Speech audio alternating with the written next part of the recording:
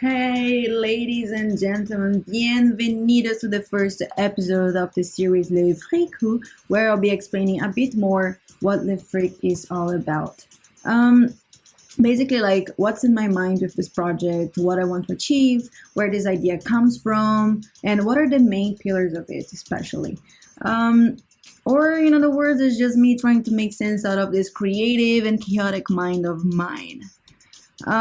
This is also a chance for me to materialize this project. And I believe this is probably one of the most important projects of my life because it involves several personal things. So, like my personal experiences, my personal observations, but also studies and passions that I have.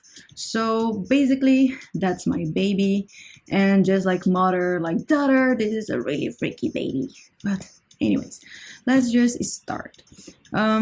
This all begins with a party girl living in Sao Paulo, Brazil. I was around 22 years old and I already had attended several parties around the city. And this goes from weed-friendly Latin nights. Sorry, mom and dad, if you're watching this, but I did. Fancy glow-in-the-dark parties is also me. I was crazy about Star Wars back then. Until underground gatherings as well in old factories, for example, and brand events, just like those from Adidas and Red Bull. The funny thing is, it didn't matter the type of event. All of them had a few things in common. Like they were all pretty predictable somehow. Two attendances in one of them, and you already knew what it was all about. You knew what to expect, how to dress, how to talk, what types of people you would find there. And to be honest, in the end, the experience was kind of the same. You're still drinking your ass off and making stupid shit during those parties. And I mean, do not get me wrong, I had plenty of fun in this party. This is like some of the examples, and I totally understand the reason behind the predictability around them and all the pros that comes with it as well. I mean, the certainties were calculated, they were designed, and it was meant to be this way. First, it prevents errors, therefore event producers find themselves to be in a safe spot, right?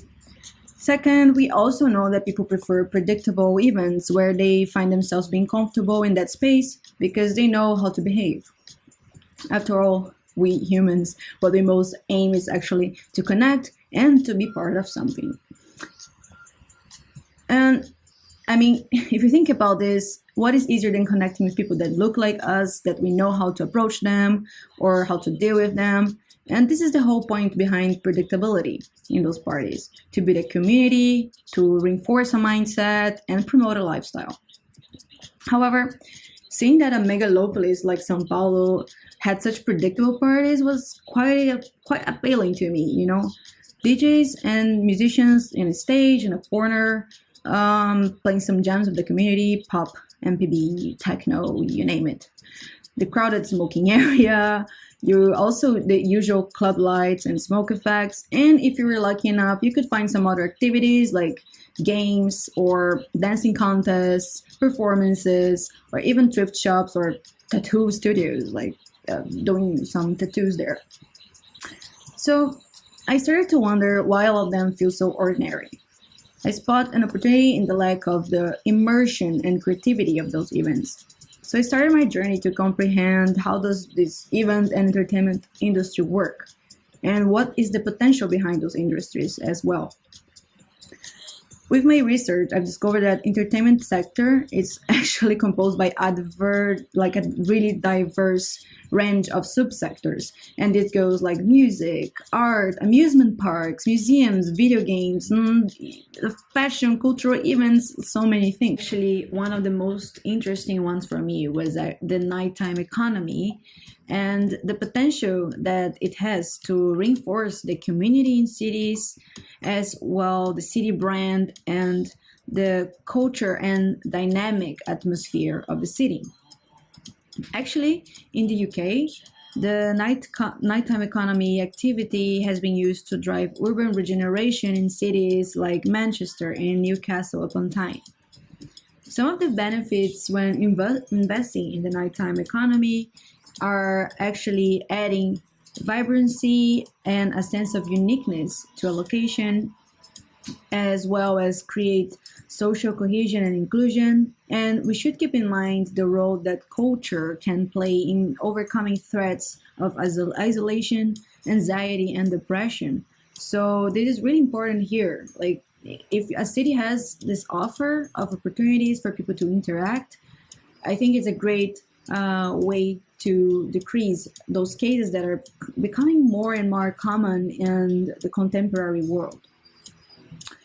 As also, this will nurture the creative and art industries. If you start to invite and create opportunities for artists to collaborate in order to create this nightlife experiences. Also, this will for sure bring wealth and growth to the city, as well as developing the tourism and cultural offer of it. And we cannot forget something that is quite important when you think about the nightlife of a city, is that by investing in this sector, you should plan and provide essential services and transport for nighttime workers, as well as people that are enjoying the night within the city. And well, if you provide this is also a good way to make the life better, not only for people that are attending the nightlife, but also the workers or people in general, like even tourists. When they get in the city during the night, for example, they won't face major problems regarding essential service and transportation. Also, besides that, a market research made by Allied Research from 2021, so it's quite recent, the events industry is expected to reach a growth of 11.2% between the years of 2021 and 2028. And by that, I mean the entertainment sector is the one that has the highest potential to growth inside the event industries. And by entertainment, I mean music concerts, museums, festivals, cultural events, and so on. So there's a lot of opportunities for those experiences there. Even with COVID, this industry is still very likely to grow in the upcoming years, which is awesome. It's a good, at least for me, since I'm doing this project, that's a good thing to know. But anyways, my point here is, when did we stop to innovate the nightlife and cultural events of our cities? I mean, where is all the creativity behind this? You know, I truly believe that people deserve events that will take them to another world and will make them believe that this is the night of their life, you know, or at least that this will be a moment to always remember. Today, we're leaving this job to the big festivals where truly meaningful and immersive experiences are happening. For example, Tomorrowland creates this whole fantasy world since the beginning, when people are going to the website to buy the tickets. Actually, they even when people receive their tickets, Tomorrowland makes a great work in already involving the attendee in the storytelling of the event. So they create this beautiful packaging which is related to the theme of that edition, and people start to get engaged right there, you know, with the event, and they start to share on social media. They are already dreaming about being there. So they make a really good work involving storytelling and mapping this whole experience since the beginning until the end when people go out of the event. So it's pretty unique. And this event is all about taking people to a different reality, to a different world. So there's a high level of immersion, especially when people are inside that space during the event. But we can also think about Burning Man, which is personally like an event that I really want to go. It's my bucket list for sure. And Burning Man It's an utopia world that encourages the individual to discover, exercise, and rely on their inner resources during the whole event. So actually, people are invited to create an art piece, or even to during the event to share with each other what they know. So maybe if you know yoga, you can teach people there, and there's also not money involved. So you can teach yoga in order to maybe get some food from people that know how to cook. So, and that's just really nice. You know, you rely on your skills and what you can do during the event. So basically, their attendees, they are never passive. They actually play a key role during the event and how the festival will play out in the end. So actually, by inviting people to exchange knowledge and using their creativity, you, in order to survive during this event, because there's no money, for example, you actually end up building a unique ecosystem and a community sense that is pretty strong by the end of the event. And actually, this also makes every edition of the event be really unique.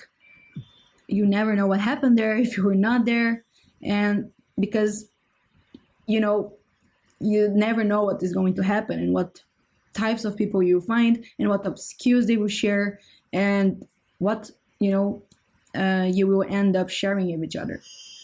So that's pretty cool. But again, what about the clubs, cultural events, and nightlifes of our cities? I actually have a pretty big question that I'm trying to puzzling and solve, which basically is, how might LEFREAK take advantage of the economical potential that relies in the intersection between the creative, art, and technology industries in order to create immersive experiences for the citizens of a city?